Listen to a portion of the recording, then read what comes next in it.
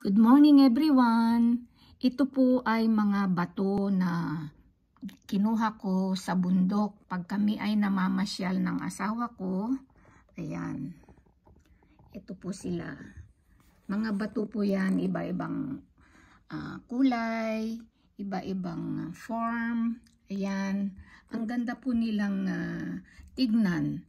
Lalo na pag may mga decoration tulad nito.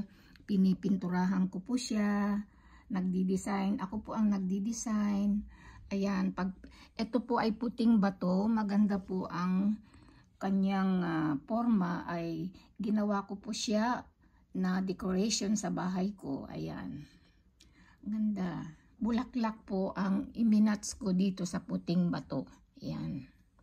Depende po ang kulay, katulad niyan, itim na bato. Ayan po. Ito naman, ganun din. Kinulayan ko siya. Parang bahay po. Oh, di po ba? Ang ganda. Ito naman po ay bato rin na galing dagat. Ayan. May mga butas-butas. Ang form niya ho ay parang form ng kotse. Kaya yan, pininturahan ko din po. Parang kotse siya. Yan. Ito naman, yung nasa forest.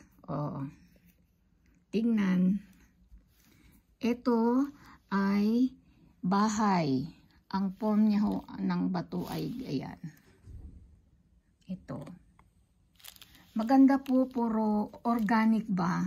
Para ma-save natin ang planeta. Kailangan mga ganito po ang ating gawing dekorasyon, bato, kahoy.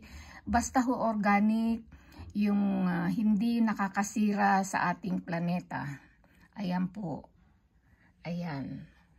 Di po ba ang ganda? Hindi na po tayo bibili ng mga gawa sa mga tindahan. Okay. Marami pong salamat sa inyong panonood. God bless us. Bye.